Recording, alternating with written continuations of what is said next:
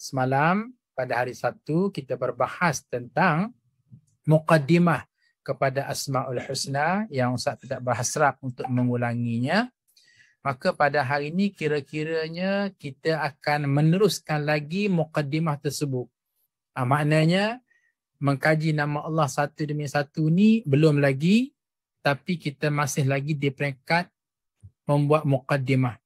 Dan muqaddimah ni sangat penting untuk kita mengetahui akan keseluruhan maksud Asma'ullah Al-Husna.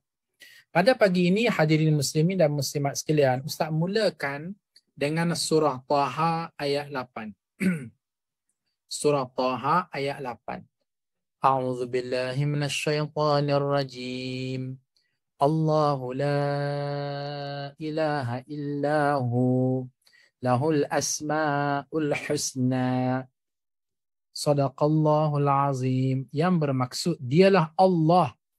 Tidak ada Tuhan yang berhak disembah melainkan dia. Dia mempunyai asma'ul husna. Nama-nama yang baik. Surah Taha. Ini bagi menjawab. Kok di sana ada yang bertanya, Ustaz, kenapa ya nama-nama Allah Ar-Rahman, Ar-Rahim, Al-Malik, Al-Quddus yang 99 itu dinamakan Asma'ul Husna? Apakah ia direka cipta oleh para ulama? Jawabnya tidak, sama sekali tidak. Tetapi Al-Asma'ul Husna itu sendiri adalah nama yang digazet, yang ditetapkan oleh Allah Subhanahu Wa Taala di dalam Al-Quranul Karim. Maka keseluruhan yang bakal kita akan pelajari ini sememangnya berpandukan kepada Al-Quran dan berpandukan kepada As-Sunnah. Dan tentunya Ustaz tidak sama sekali berbicara tentang Asma'ul Husna ini ambil daripada falsafah ke, ambil daripada mantik yang bukan Islami ke, sebab itu bercanggah dengan semangat Al-Asma'ul Husna yang ditetapkan oleh Allah sendiri pada surah Taha. Kenapa Allah Subhanahu Wa Taala sendiri yang menetapkan Asma'ul Husna, yang menetapkan nama-namanya? Jawapannya ialah kerana Asma'ul Husna ini adalah hak milik Allah. Maka Allah tentunya yang paling mengetahui tentang nama-nama yang terbaik, yang selayaknya untuk dirinya dalam keadaan kita sebagai manusia, kita sebagai makhluk, kita sebagai hamba Allah Subhanahu Wa Taala tidak mampu untuk mengenali Allah kecuali pada kadar yang telah pun ditetapkan oleh Allah Subhanahu Wa Taala dalam Asma'ul Husna. Seterusnya hadirin muslimin dan muslimat sekalian, kalau kita merujuk kepada surah Al-A'raf, ini Ustaz bagikan semua nota-nota ini supaya tuan-tuan mudah nak buat rujukan ya. Kalau kita rujuk kepada surah Al-A'raf ayat 180. Allah Subhanahu Wa Taala berfirman, A'udzu billahi minasyaitonir rajim. Bismillahirrahmanirrahim. Walillahil asma'ul husna fad'uuhu biha wa dharul ladzina yulhiduna fi asma'ihi sayajzawna ma kanu ya'malun. Shadaqallahul azim. Yang bermaksud hanya milik Allah Asma'ul Husna, maka bermohonlah kepadanya dengan menyebut Asma'ul Husna itu dan tinggalkanlah orang-orang yang menyimpang dari kebenaran dalam menyebut nama-namanya. Nanti mereka akan mendapat balasan terhadap apa yang telah mereka kerjakan. Pada ayat ini ada beberapa perkara penting yang Allah nak notiskan kepada kita. Pertama sekali ialah penegasan. Adalah hak milik Allah yang paling sempurna, Asma'ul Husna 99. Yang kedua ialah fad'uuhu biha. Ini tajuk baru yang kita nak fokuskan pada pagi ini. Fad'uuhu biha. Maka tak kala mana kamu ingin berdoa kepada Allah, maka jangan berdoa tangan kosong. Apa maksud berdoa dengan tangan kosong? Iaitu berdoa tanpa bersandarkan kepada nama-nama Allah yang indah-indah 99 itu. Sebaliknya, Allah menghendaki kita di saat kita bersimpuh kepadanya, merengek kepadanya, berdoa kepadanya, meratap kepadanya, Allah minta supaya kita berdoa dalam keadaan kita melantun-lantunkan Asma'ul Husna. Allah suka? Ya Allah suka. Allah seronok? Ya Allah seronok.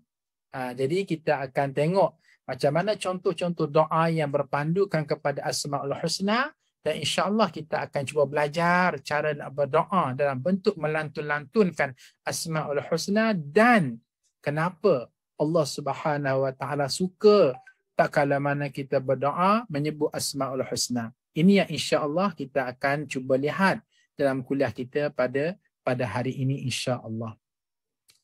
Tuan-tuan dan puan-puan sekalian, Ustaz menyunting sepotong ayat Al-Quranul Karim pada surah Fatir ayat 28. Surah Fatir ayat 28. Bismillahirrahmanirrahim. Wa minan nasi wad-dawabbi wal an'ami mukhtalifun alwanuhu kadzalik. Innama yakhshallaha min ibadihi al-ulama. Innallaha azizun ghafur. Sadaqallahul azim. Dan demikian pula di antara manusia, binatang-binatang melata dan binatang-binatang ternak, ada yang bermacam-macam warnanya dan jenisnya. Sesungguhnya yang takut kepada Allah di antara hamba-hambanya hanyalah ulama. Sesungguhnya Allah Maha Perkasa lagi Maha Pengampun. Mungkin tuan-tuan bertanya, Ustaz, kenapa ni bincang bab Asma'ul Husna tiba-tiba keluarnya ayat ni? Sedangkan ayat ini zahir tak nampak pun cerita Asma'ul Husna. Tuan-puan, ini adalah satu peringatan. Ini adalah satu peringatan untuk kita semua, apa dia? Di saat kita nak mempelajari Asma'ul Husna, di saat kita nak mengkaji Asma'ul Husna, nama-nama Allah yang indah-indah 99 itu, tolong ya, jangan sesekali kita belajar melalui seseorang yang tidak ada background agama. Jangan sesekali kita belajar dengan seseorang yang hanya mempelajari ilmu agama secara mendatang. Sebab apa? Akhir sekali, huraian yang dibuat oleh guru tersebut, perbahasan yang dibuat oleh guru tersebut kadang-kadang menyimpang daripada kebenaran. Kadang-kadang menyimpang daripada maksud yang sebenarnya. Oleh kerana itulah nasihat Ustaz, ya sebagaimana juga ilmu-ilmu yang lain. Kalau kita nak belajar ilmu fiqh, pastikan guru itu mahir bab fiqh. Kita nak belajar ilmu tafsir, pastikan guru itu mahir bab tafsir. Kita nak belajar bab tasawuf, pastikan guru itu ada latar belakang ilmu tasawuf.